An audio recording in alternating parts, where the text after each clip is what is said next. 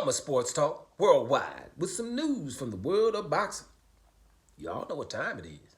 You ain't in a rush to get concussed. Now, we're a day away from your boy Artur Beterbiev versus Dimitri Bivol. Man, it's gonna be up. You know what? Whitaker fights. Y'all keep your eye on this guy. We got a showboat kind of fighter, Ben Whitaker from England. He's a showboater, and I kind of like the fact, you need some showboaters in boxing. The Nassim Hamids of the world, the Chris Eubanks Seniors of the world, Roy Jones Juniors of the world. Showboat a little bit. Kind you either gonna love the fact that they showboating, or you're gonna be watching them so they can get their teeth, knocked in because they showboating all the time. Let me give me something. You know what I'm saying?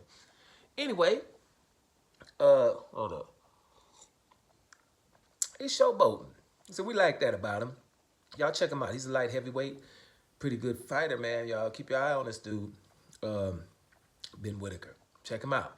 But anyway, the main dudes. Now, Artur Beterbiev, straight up knockout artist, 20-0 with 20 KOs. And he's fought good competition. Can't be acting like, hey, everybody knocked out, suppose that guy knocked out. It ain't. Right? And then Dimitri Bivol. Y'all, I'm telling you.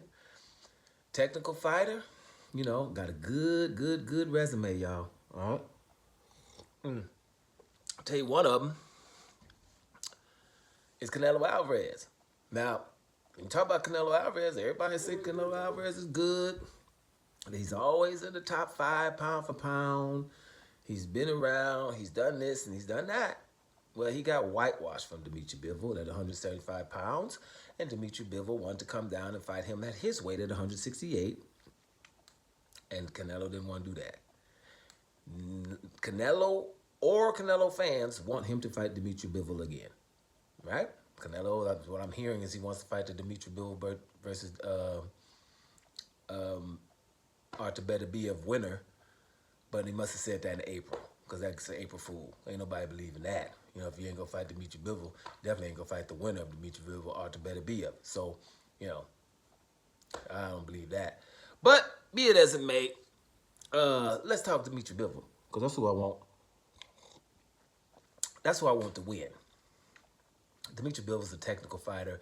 I just want him to win because of what he said about himself at the press conference. And he said at the press conference, I'm just different, right?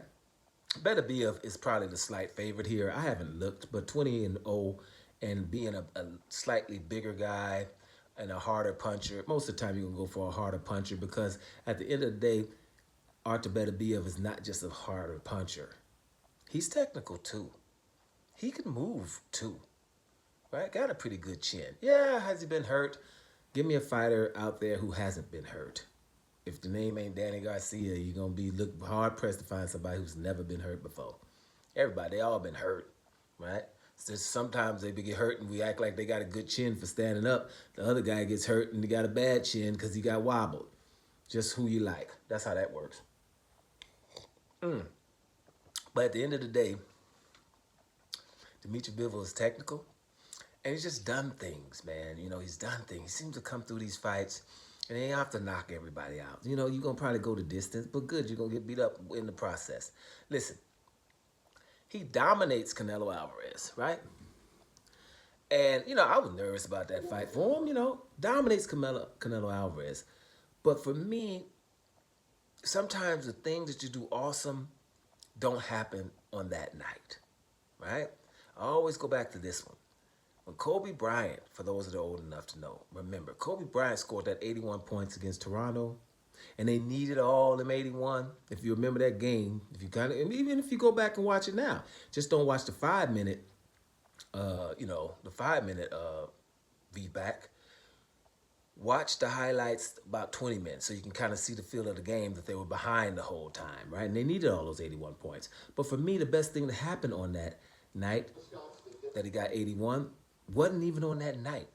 It was the fact that 3-4 weeks prior, they played against the Lakers played against the Dallas Mavericks, and after 3 quarters, Kobe had 62 points. The Dallas Mavericks had 61.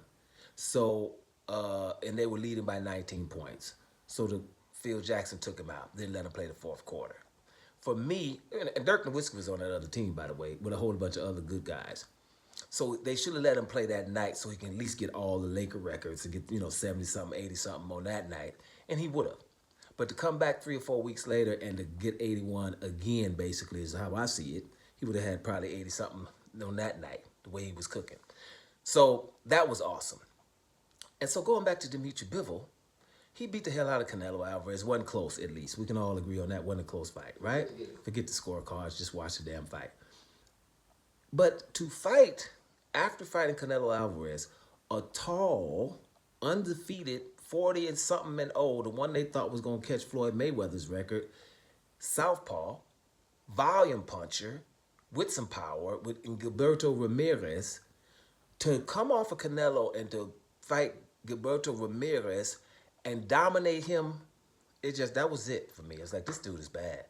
Because that's just two different type of fighters. Go from a volume puncher, from a guy like Canelo who just places his punches well, makes sure that when he punches, it's going to hurt you. No matter if it hits you where it's supposed to or not. It could hit you on your arms. It's going to hurt you. When Canelo punches, it's hurting. Okay? That's how Canelo was. But he ain't going to throw that many of them, but everyone he throw going to count. Right? That's Canelo for you. To come out of that and to go to Gilberto Ramirez and dominate both fighters, that's it for me. I already know what time it is. This guy, because of what he's done before, the Joe Smiths of the world and everybody else he beat, right? He's done some things. So he just earned my respect. Kind of like Terrence Crawford, just earned my respect. I wasn't for Terrence Crawford at the beginning. He just earned it. Damn it, it's awesome. And then all of a sudden you become a fan because I told you, I'm a fan of those even kill fighters. I like the show-offs too. I'm a Prince Nassim Hamed fan now, let me tell you. Right? But I also like the Lennox Lewises of the world, the Terrence Crawfords of the world, and the Dimitri Bivols of the world. Even kill and, and basically, and steal. Even kill and steal. Just hit me there. I ain't trying to rhyme, but damn it, it did rhyme. But that's the way it is. And, they for real. So this the deal. Damn, it's a whole bunch of rhymes coming off. That's not on purpose, y'all. Right? Bottom line is this. Your boy, Dimitri Bivol, I'm going for him against Better BF. Don't mean he's going to win it. But I'm definitely going for him. And I would like to see if somebody going to beat Better BF, it's going to be him. And it will be interesting to see how. And that's when you got a massive, awesome fight. Right? It's when you don't know how it's going to win. Because Bivol, Better BF going to have to bring it to knock out Bivol. And if you don't knock him out, it's going to be hard to see how he's going to win the fight. Because Bivol is, it's going to be hard to outpoint this guy.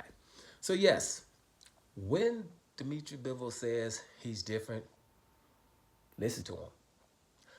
Doma Sports Talk, worldwide. And I'm up out of here, y'all.